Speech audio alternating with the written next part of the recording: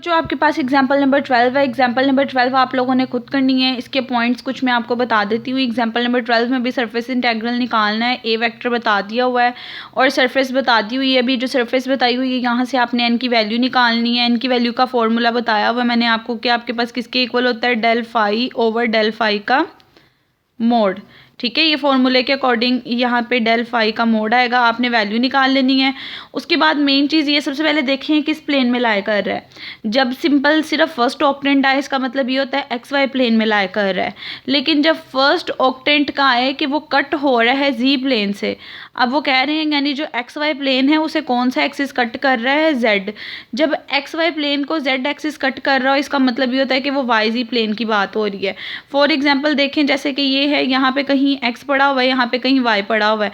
अगर इसको अब ये प्लेन कट कर रहा है इसका मतलब ये अब हमारे इस प्लेन की बात होगी, वाई जेड प्लेन की बात होगी। आप लोगों ने ये बात बच्चों वर्डिंग में याद रख लेनी है। जब भी कभी आपके पास कहा जाए कि फर्स्ट ऑक्टेंट को जेड प्लेन कट कर रहा है तो इसका मतलब ये होता है आपने वाई जी प्लेन लेना है। ठीक है, जैसे जैसे सिचुएशंस आती जाएंगी मैं बताती जाऊंगी आपको कि कौन कौन से प्लेन की डिस्कशन होगी। तो आपने वाई जी प्लेन लेना है। यहाँ पे आप वाई जी प्लेन का फॉर्मूला लगाओगे, यहाँ से पहले एन का फॉर्मूला निकाल लोगे, डेरिवेटिव लोगे। एक्स के रिस्पेक्ट से इसका डेरिवेटिव 2 इंटू वाई, वाई के रिस्पेक्ट से 1 इंटू जे आ गया, मोड लोगे 2 का स्क्वायर प्लस 1 का स्क्वायर का अंडर रूट, तो 4 5 का अंडर रूट आ जाएगा। यूनिट वेक्टर में अलग अलग डिवाइड कर दोगे आप।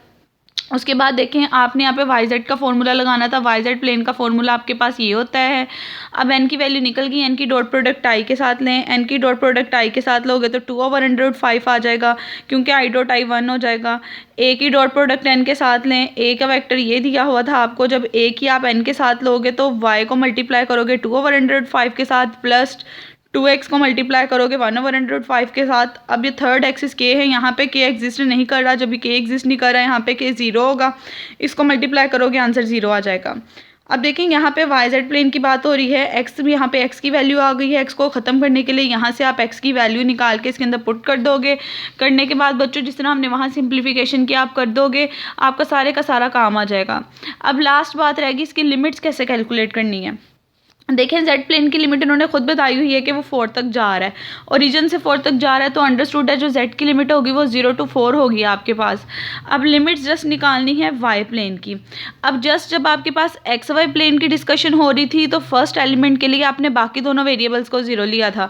अब यहाँ पे वाई जेड की बात हो रही है, आपके पास वाई जेड प्लेन की बात करनी है, तो जब आपने वाई की लिमिट निकालनी है इसके लिए आपने अदर 2 को 0 पुट कर देना है। अदर 2 को जब इसके अंदर 0 पुट कर दोगे तो यहाँ से वाई की लिमिट आपके पास निकल जाएगी 6। जब 6 निकलेगी इसका मतलब ओरिजिन से 6 तक जाना है, तो आप यहाँ से 0 से 6 वाई की लिमिट पुट कर दोगे। उसके बाद इसकी सिंप्लीफिकेशन कर दोगे तो बच्चों आपका इजीली इसका आंसर निकल आएगा। सारा वही काम था, जस्ट प्लेन चेक करना है, एन वेक्टर निकालना है, लिमिट्स देखनी है। जो पहली चीज़ अक्कर हो रही होगी उसके लिए दोनों वेरिएबल्स को 0 रखोगे और उसका काम कर लोगे। ठीक है, उसके बाद आपके पास नेक्स्ट टॉपिक स्टार्ट हो जाता है वॉल्यूम इंटेग्रल का। इसकी भी बच्चों डेरिवेशन मैं आपको बताऊंगी, जस्ट स्टेप्स बता देनी और इससे रिलेटेड एग्जाम्पल करवानी है।